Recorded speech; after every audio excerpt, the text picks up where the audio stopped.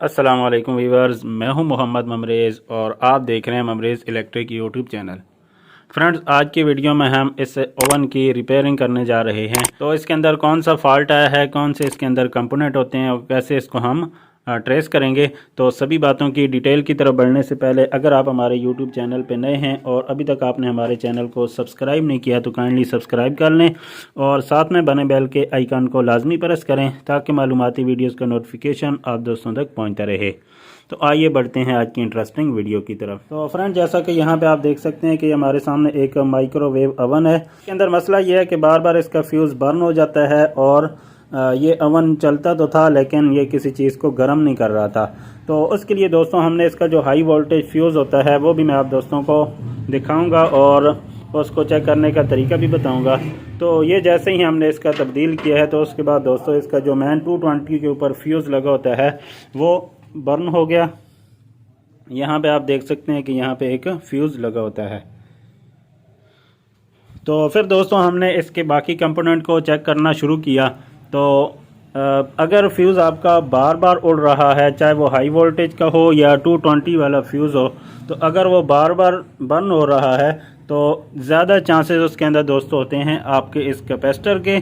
यहाँ पे जो एक डबलर कैपेसिटर लगा होता है, जैसा कि यहाँ पे आप देख सकते हैं, तो इसके अंदर कोई ना कोई फॉल्ट आ जाता है, ये ओपन हो जाता है या ये शॉर्ट हो जाता है, जिसकी वजह से आपका फ्यूज़ बार बार उड़ रहा होता है।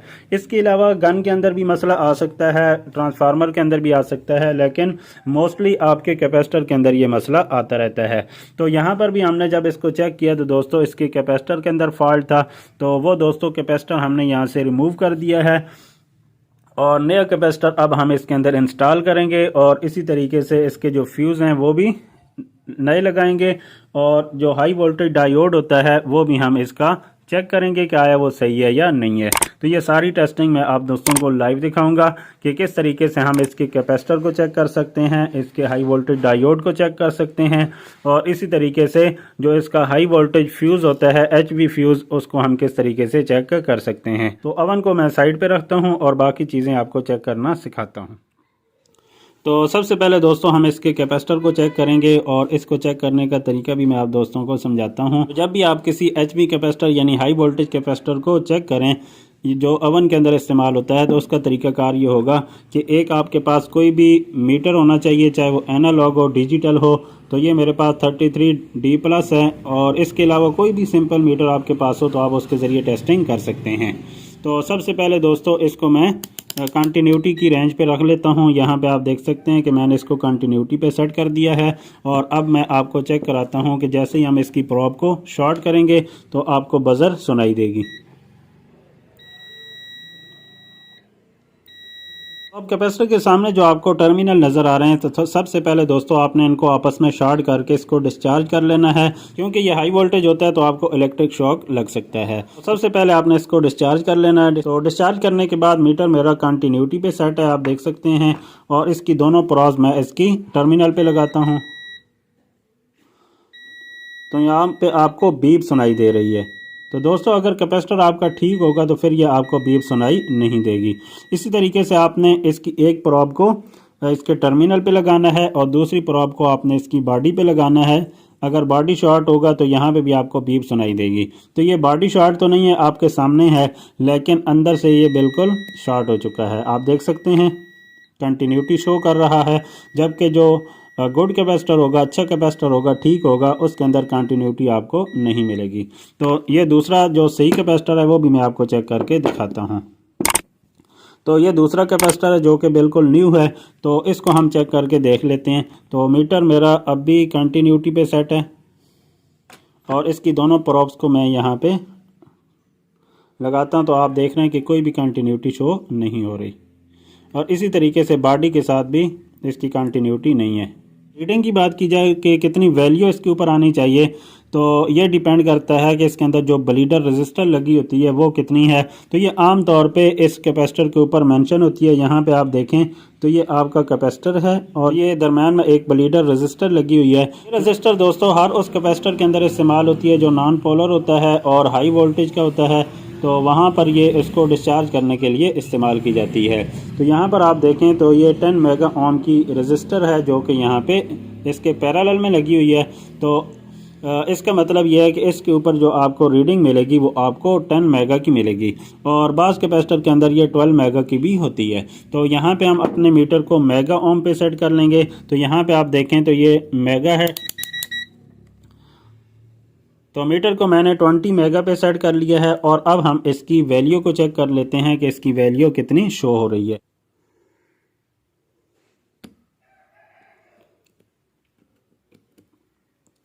तो ये दोस्तों आप देख सकते हैं कि इसकी वैल्यू बढ़ रही है, और कहाँ पे देखते हैं कि स्टेबल होती है। तो आप देख सकते हैं कि 10.18 पे इसकी वैल्यू तकरीबन स्टेबल हो चुकी है। तो चूंकि 10 मेगा की इसके अंदर रजिस्टर लगी हुई है तो इतनी वैल्यू ये शो करेगा। इसके बाद जो ख़राब कैपेसिटर है उसकी भी हम वैल्यू चेक कर लेते हैं कि उसकी वैल्यू कितनी आ रही है।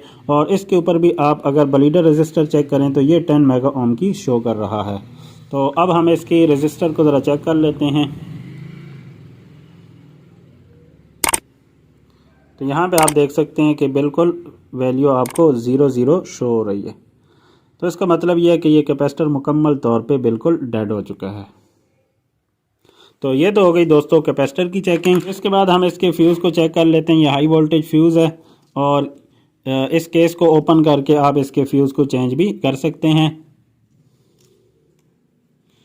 तो इसको चेक करने का बहुत ही आसान तरीका है कि मीटर आपने कंटिन्यूटी पे सेट करना है, और एक इसका टर्मिनल ये वाला है और दूसरा इसका ये है। तो एक प्रॉब मैं यहाँ पे लगा देता हूँ और दूसरी प्रॉब को मैं यहाँ पे लगाता हूँ। तो आप देख रहे हैं कि बज़र आपको सुनाई दे रही है। तो इसका मतलब ये है कि हमारा हाई वोल्टेज फ्यूज़ जो है वो बिल्कुल ओके है। क्योंकि ये हमने नया डाला है तो ये ओके है। अगर आपके पास पुराना होगा तो हो सकता है कि वो बर्न हो चुका हो। इसके बाद बारी आ जाती है दोस्तों इसके हाई वोल्टेज डायोड को टेस्ट करने की। तो ये हाई वोल्टेज डायोड इसके अंदर लगा हुआ होता है। इसका एक सिरा जो है वो एनोड होता है, जैसा कि यहाँ पे आप देख सकते हैं, और दूसरा सिरा इसका कैथोड है जो कि बॉडी के साथ ग्राउंड होता है। तो इस डायोड को दोस्तों आम मीटर के साथ आप चेक नहीं कर सकते। इसके लिए आपको किसी 9 वोल्ट या 12 वोल्ट सप्लाई की भी ज़रूरत पड़ेगी। तो एक हमारे पास रेगुलेटर पावर सप्लाई है, तो इसके ज़रिए हम 9 वोल्ट सेट करके इस डायोड को चेक कर लेते हैं। तो सबसे पहले मैं इसको प्लग इन कर लेता हूँ। तो जैसे ही मैंने पावर सप्लाई को प्लग इन किया तो यहाँ पे आप देख सकते हैं कि वोल्टेज शो हो रहे हैं, और हम अपने वोल्टेज को कम या ज़्यादा कर सकते हैं। अपनी रिक्वायरमेंट के मुताबिक हम अपने वोल्टेज सेट कर सकते हैं। तो यहाँ पे दोस्तों मैं तकरीबन 9 वोल्ट सेट कर लेता हूँ।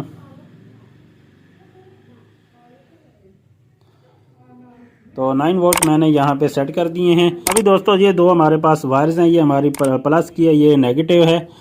तो जो हमारी प्लस की वायर है ये दोस्तों हम इसके एनोड के साथ लगाएंगे। तो यहाँ पे मैं इसको एनोड के साथ टच कर देता हूँ। किसी भी तरीके से आपने यहाँ पे इसको टच कर लेना है।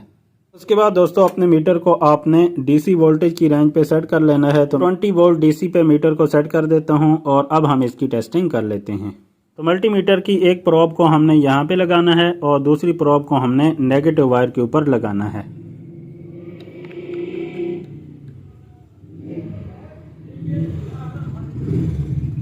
यहाँ पे आप देख सकते हैं कि ये 5.6 वोल्ट आपको नज़र आ रहे हैं, जबकि जो सप्लाई इसको दी जा रही है वो 9 वोल्ट की है।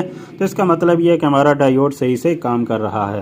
तो अब मज़ीद तसल्ली के लिए दोस्तों डायोड को हम उल्टा लगा के चेक कर लेते हैं। तो ये जो प्लस की हमारी वायर है ये हम इसके कैथोड पे लगा देते हैं। ये इसका कैथोड है। प्लस की वायर मैं यहाँ पे टच कर देता हूँ, और उसके बाद मल्टीमीटर की एक वायर उसी तरह से हम नेगेटिव वायर के साथ टच करेंगे, और दूसरी वायर को हम यहाँ पे टच करते हैं। तो आप देख सकते हैं कि कोई भी वोल्टेज शो नहीं हो रहा है। यहाँ पे वोल्टेज शो होंगे और यहाँ पे कोई भी वोल्ट शो होता हुआ नज़र नहीं आता। तो इसका मतलब यह है कि ये डायोड बिल्कुल ओके है। तो अब ये दोस्तों सारी टेस्टिंग आपने देख ली है। तो ये सारी चीज़ें मैं ओवन के अंदर फिट करके फिर आपको चला के दिखाता हूँ। तो फाइनली दोस्तों आप देख सकते हैं कि हमने यहाँ पे इसके कैपेसिटर को लगा दिया है। ट्रांसफार्मर की जो हाई वोल्टेज इनपुट है वो हमने कैपेसिटर की एक साइड पे लगाई है, और कैपेसिटर की दूसरी साइड पे आपने एक तो डायोड लगाना होता है और दूसरी जो डबल वायर होती है आपकी वो आपने यहाँ पे अटैच करनी होती है। ये 3 वोल्ट की वाइंडिंग होती है जो यहाँ पे फिलामेंट के लिए आ रही होती है। तो ये वायर आपकी मैग्नेट्रॉन की वायर के साथ कॉमन होती है। तो इस तरीके से आपने इसके कनेक्शन करने हैं। कनेक्शन अगर गलत होंगे तो आपका फ्यूज़ बार बार उड़ेगा। और इसी तरीके से जो हाई वोल्टेज का फ्यूज़ है वो भी हमने यहाँ पे लगा दिया है। तो सारी चीज़ें लगाने के बाद अब बारी है फाइनल इसकी टेस्टिंग की। तो सबसे पहले मैं इसको प्लग इन कर लेता हूँ।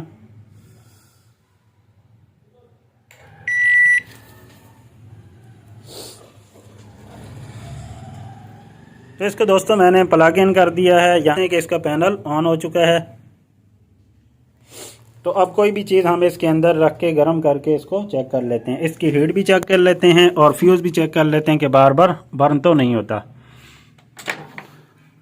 तो डोर ओपन करने के बाद ये पानी है मेरे पास, ये मैं इसके अंदर रखता हूँ।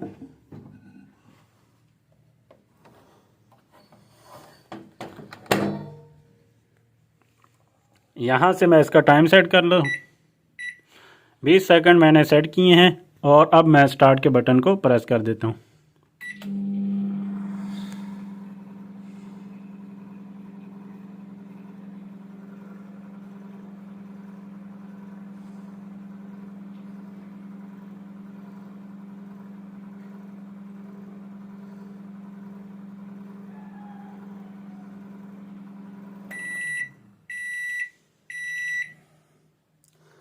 तो हमारा टाइम कंप्लीट हो चुका है।